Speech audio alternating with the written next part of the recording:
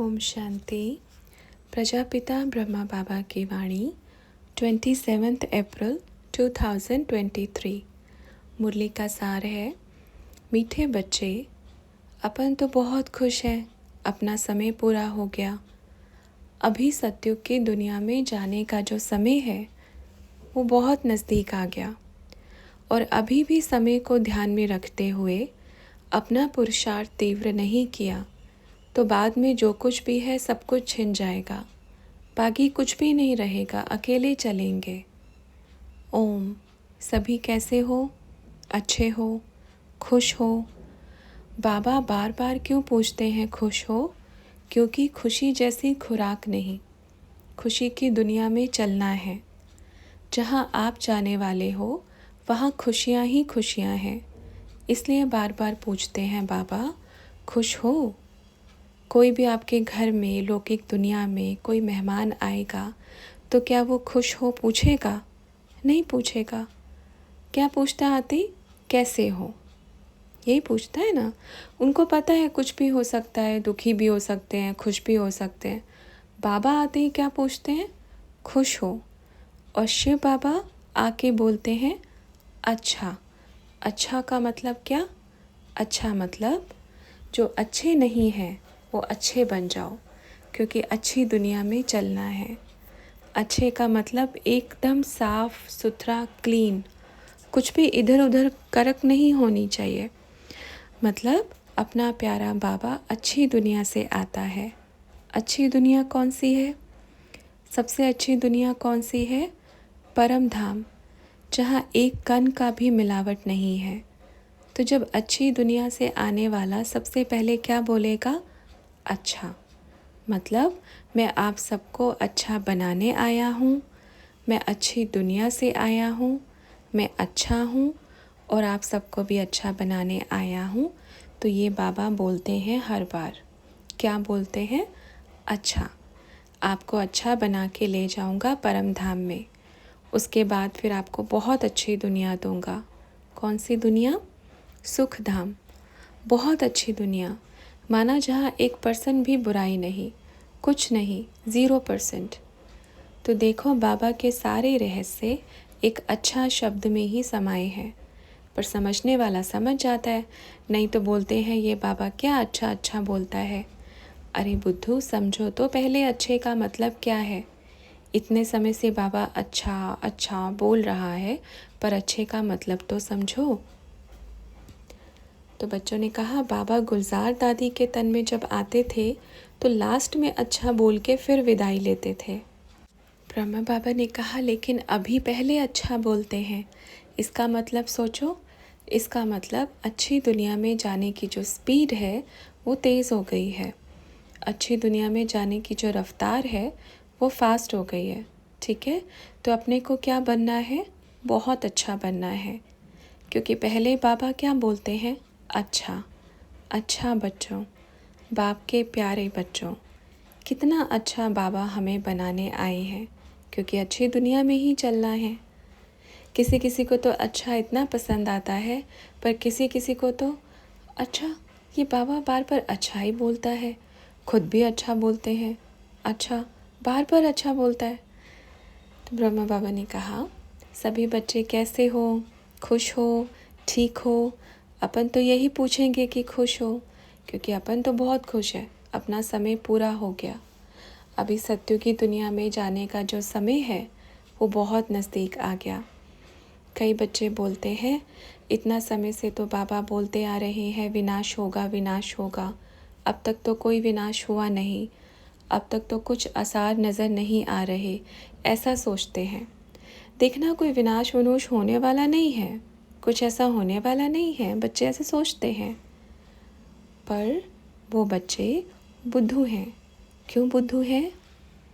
तो बच्चों ने कहा 100 साल बोला है ना बाबा, तो वो समय पूरा कहाँ हुआ? तो बाबा ने कहा तो कितना समय बाकी है? तो बच्चों ने कहा थोड़ा ही बाकी है।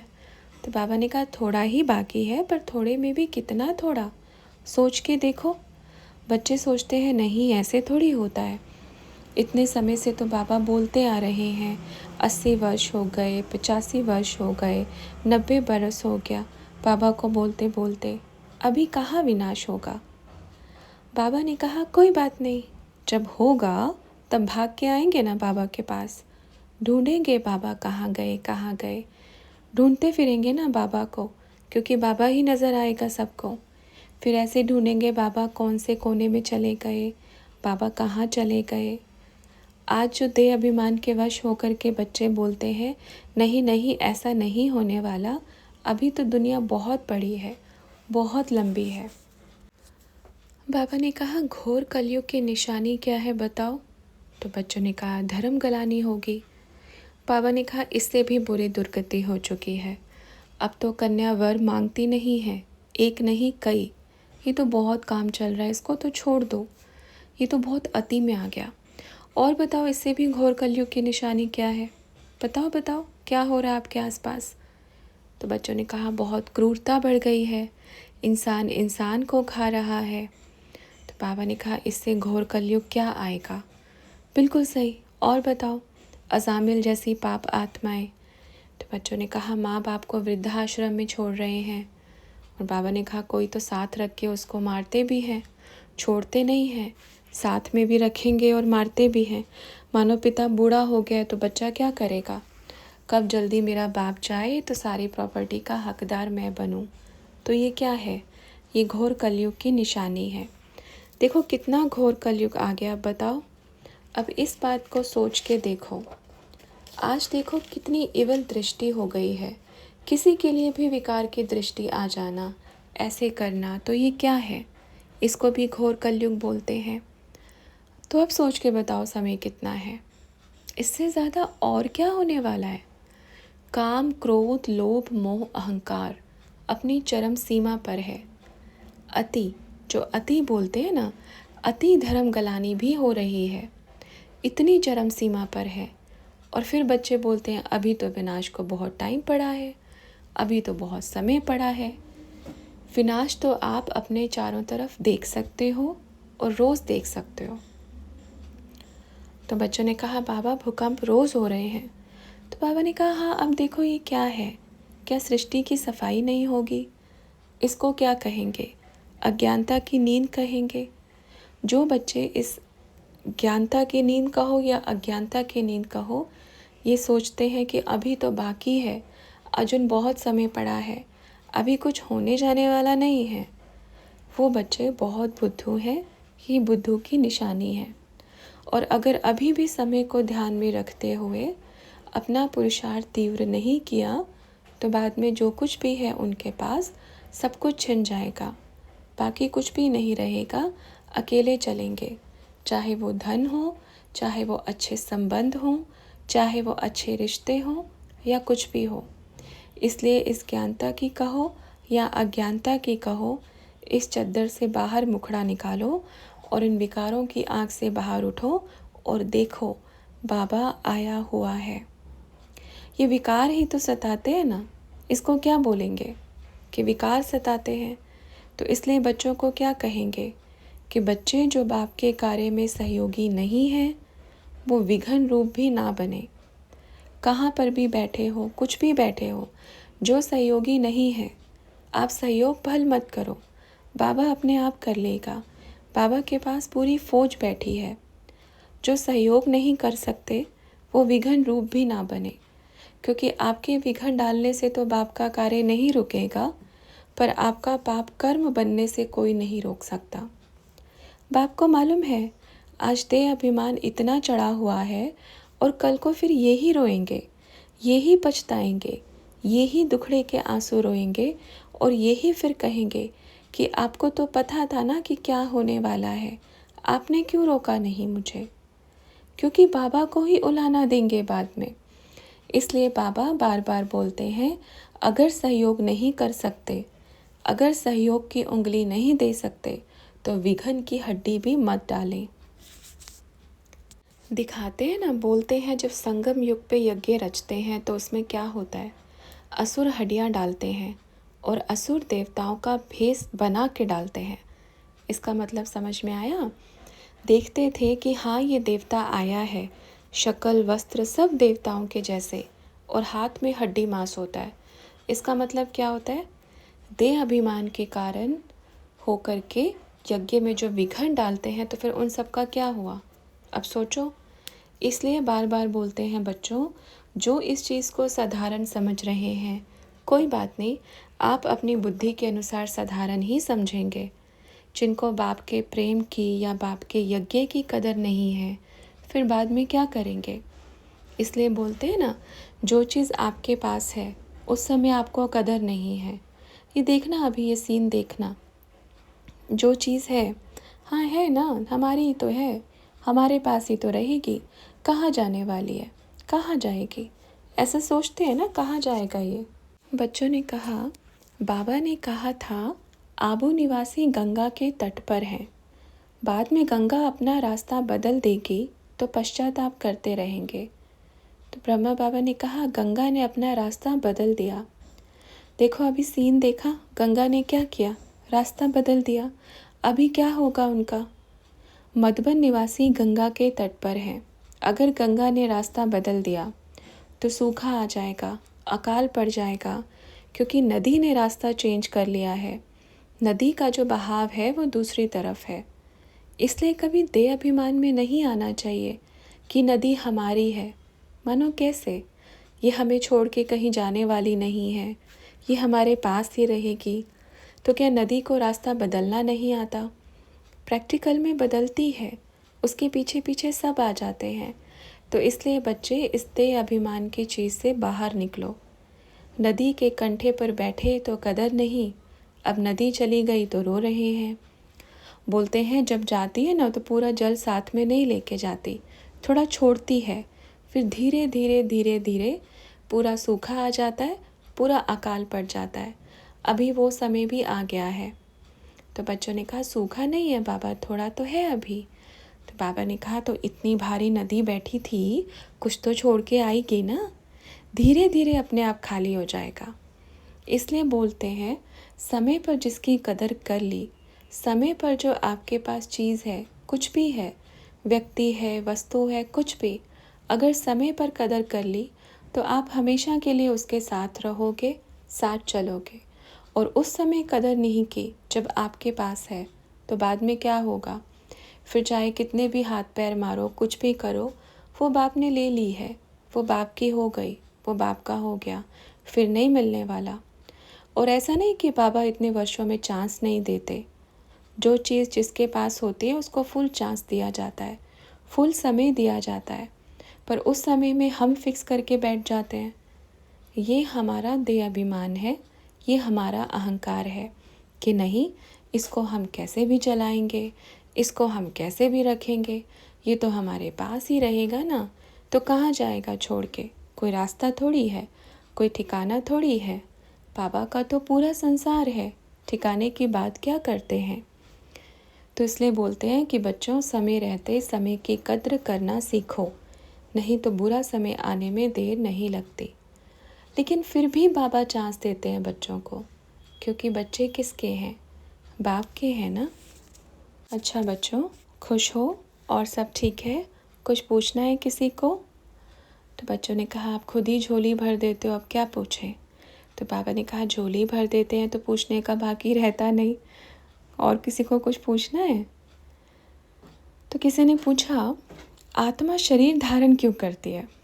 तो बाबा ने कहा, ये कौन सा सवाल है? आत्मा शरीर धारण कर्म करने के लिए करती है। एक बात बताओ, एक हीरो एक्टर फिल्म क्यों बनाता है? तो बच्चों ने कहा, एंटरटेन करने के लिए। बाबा ने कहा, हाँ, संगीत क्यों बजता है? संगीत कहाँ से आया? आत्मा शरीर धारण क्यों करती है? आत्मा शरीर ये कर्म क्षेत्र पे कर्म करने के लिए धारण करती है। परमात्मा अपने आप में इतना पावरफुल है, इतना शक्तिशाली है, जब शरीर में आता है तो पूरा संसार रच देता है। तो आत्मा, हम सब किसकी संतान है? जैसे परमात्मा वैसे मैं आत्मा। आत्मा के अंदर भी इतनी ताकत है। जैसे एक एक्टर होता है, वो फिल्म बनाता है, उसके अंदर बहुत कला होती है। वो बैठा बैठा विचार करता है, मैं क्या करूँ, मैं क्या करूँ। तो वो अपने सारे गुणों के साथ में, सारी विशेषताओं के साथ में, सारी कलाओं के साथ में स्टेज पे उतरता है और पूरे संसार को अपना अभिनय दिखाता है कि मेरे में क्या क्वालिटी है, क्या गुण है, क्या विशेषताएं हैं, ऐसे परमात्मा है। ये समस्त संसार परमात्मा की रचना है। आप उसकी रचना को देखोगे तो आप ये सोचोगे कि उसके अंदर ऐसी और इतनी दुनियाएं बनाने की ताकत रखता है। अब जब परमात्मा ने सृष्टि रची है तो हम आत्माएं किसके बच्चे हैं? और अपने आप को सोचो, हमारे अंदर आपको मालूम है, अगर बच्चे अपनी बुद्धि का, अपने दिमाग का मात्र 5% भी यूज़ करें तो उससे पावरफुल कोई नहीं। बाबा ने इतनी शक्ति दी है, आत्मा में इतनी शक्ति है, पर उसको दिशा गलत मिल जाती है।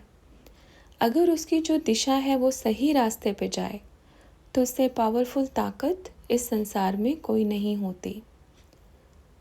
जो भी इतने बड़े बड़े आविष्कार करके गए, उन्होंने कितना % यूज़ किया होगा? जिन्होंने बत्ती बनाई उन्होंने कितना % यूज़ किया होगा? बहुत कम % यूज़ किया होगा। मानो अगर 10% यूज़ कर लेते तो जो 10% यूज़ कर लेगा वो इस संसार के टॉप लेवल पर जाएगा, टॉप, एकदम ऊपर वाले लेवल पर। इसलिए मनुष्य आत्मा को क्या बोलते हैं? अपनी बुद्धि को दिशा सही दो तो पूरी दशा बदल जाएगी, पूरे ग्रह नक्षत्र बदल जाएंगे, पूरा संसार बदला हुआ दिखाई देगा। पर दिशा देने की ज़रूरत है। और ये जो विकार है ना, कोई दिशा नहीं देते। ये आत्मा को बिल्कुल बदसूरत बना देते हैं, गटर में लेके जाते हैं। इनको त्याग दो, इन 5 विकारों को साइड में कर दो। फिर देखो, ओरिजिनल आत्मा, एकदम ओरिजिनल बोलते हैं। फिर उसकी दिशा क्या होती है? फिर भी कहाँ न कहाँ बुद्धि से विकारों की। ऐसा नहीं कि सबके अंदर विकार निकल गए, विकारों की % कम ज़्यादा होती है। किसी के अंदर बहुत कूट कूट के विकार भरे होते हैं जो वो कभी सुधर नहीं सकते, और किसी की % होती है। इस आत्मा में ये विकार इतने % पे हैं, कम % पे आते आते वो चीज़ ख़त्म हो जाती है। और जब ख़त्म हो जाती है तो बाबा उसकी उंगली पकड़ता है, बाबा उसका हाथ पकड़ता है। और जब परमात्मा जिसका हाथ पकड़ता है, पूरे संसार में परमात्मा की पूजा करते हैं, सारे संसार में उसकी पूजा होती है। बाबा ने जिसकी उंगली पकड़ ली, जो विकारों से दूर हो गया, तो कैसे पूजा होगी? जैसे बाप की पूजा होती है, ऐसे बच्चों की पूजा होती है। तो जो लक्ष्मी नारायण है ना, सबसे पहले विकारों का त्याग, बुराइयों का त्याग, और बाप का हाथ साथ वही पकड़ते हैं। तो उनकी पूजा सबसे ऊंची है ना। बाप के बाद, शिव बाबा के बाद उनकी पूजा होती है, क्योंकि बाप का हाथ पकड़ के बाप की श्रीमत पे चले हैं। तो आज जिन्होंने भी बत्ती बनाई या जो भी विस्तार किया, अब 200 साल पहले चले जाओ, ये सारी चीज़ें यहीं पे बनी हुई थी। जिन्होंने बनाया, बस उन्होंने अपने दिमाग का कुछ % यूज़ करके बनाया, वो भी साइलेंस की शक्ति से। और साइलेंस की शक्ति बाबा के पास है। जब इतनी सी साइलेंस की शक्ति से इतना बड़ा विस्तार कर सकते हैं, तो अगर बाबा फोर्स भर के इतना और ताकत दे तो सोचो क्या होगा। इसलिए चेक करो, बार बार बाबा बोलते हैं परिवर्तन का समय। चेक करो, क्या चेक करो? कहाँ बुद्धि इधर उधर भटकती तो नहीं है। बाबा से पूछा, बाबा जो वैजंती माला है उसमें एक होता है फूल जो कि शिव बाबा का प्रतीक है, फिर है मेरू, उसमें ब्रह्मा सरस्वती का प्रतीक है। बाकी जो आत्माएं वो 108 हैं या मेरू के साथ दोनों को मिला के 108 है? तो बाबा ने कहा नहीं, उससे अलग होता है, वो दोनों को छोड़ के 108 है ना। तो बच्चों ने कहा अच्छा, जो 108 है बाबा, उसमें 2 हैं या एक में आत्मा? तो ब्रह्मा बाबा ने कहा, बाप ने शायद पहले भी बताया था, फिर से बता देते हैं। जब मन का होता है ना, तो मन का आधा होता या एक होता? आधा आधा करो तो नहीं होता ना, आधा भाग कर दो, आधा आधा, तो उसको जोड़ोगे तो क्या होगा? एक मन का होता है ना। आत्मा तो 2 होती है। जैसे जब स्वयंवर होता है तब मन का माना एक गद्दी कहलाई जाती है। मनके का अर्थ आत्मा नहीं होता, मनके का अर्थ एक गद्दी होता है। और वो एक गद्दी एक मनका कब बनता है? जब स्वयंवर हो जाता है। तब जब एक ही गद्दी पे दोनों बैठते हैं, जुड़ जाते हैं एक दो के साथ में, तब एक मनका कहलाते हैं। उन सब के जोड़े होते हैं और गद्दी पे बैठने से पहले मनका जुड़ ही नहीं सकता, हो ही नहीं सकता। वो आधा भाग इधर पड़ा है, आधा भाग उधर पड़ा है, उसको मनके का नाम नहीं दिया जाएगा। जैसे ही गद्दी पे आते हैं तो गद्दी पर बैठते ही एक मनका कहलाता है। मनका माना एक गद्दी। मानो अगर ऐसा हो कि आत्मा को मनका बोला जाए तो फिर तो 108 की माला नहीं होगी। तो बच्चों ने कहा फिर तो 216 की होगी। तो बाबा ने कहा तो माला किसकी होती है? 108 की। मतलब मनुष्यों को नहीं जपा जा रहा, आत्मा को नहीं जपा जा रहा, वो गद्दी देख रहे हैं। वो मन का एक एक गद्दी। गद्दी मतलब एक स्थान होता है, जिस स्थान पर बैठ करके आप अनेकों आत्माओं का संचालन करते हो, जिस स्थान पर बैठ करके आप अनेक आत्माओं को दिशा देते हो, ये एक गद्दी। और उसी का ही जाप होता है। और उसका जाप इसलिए होता है 108 का कि काश मैं भी इस गद्दी का बैठ करके एक बार संचालन करूं। इसलिए बार बार उस मनके का जाप होता है। ठीक है, इतने समय के युग में कि भाई लक्ष्मी नारायण एक गद्दी होती है। फिर बाबा से पूछा, बाबा त्रेता के अंत तक 108 गद्दी होगी? बाबा ने कहा त्रेता के अंत तक 108 नहीं होगी, उसका डबल हो जाएगा। ये सत्युग की बात कहो आप, सत्युग त्रेता के आधे चले जाओ त्रेता में, क्योंकि जन्म इतने हो जाएंगे ना। ये सत्युग और त्रेता को आप भिन्न मत करो, उसको जोड़ दो, वो जुड़ा हुआ स्थान है। भले कुछ भी चीज़ होती है, एक चीज़ जैसे ये उंगली है, इसके अलग अलग भाग हैं ये सब, तो ये सब अलग नहीं है, जुड़ा हुआ है। पर दोनों की जो रेखाएं हैं, दोनों के जो भाग हैं, जो दोनों के तार हैं, वो सब अलग अलग होंगे ना, लाइन है वो सब अलग अलग होंगे, पर एक साथ जुड़े हुए हैं।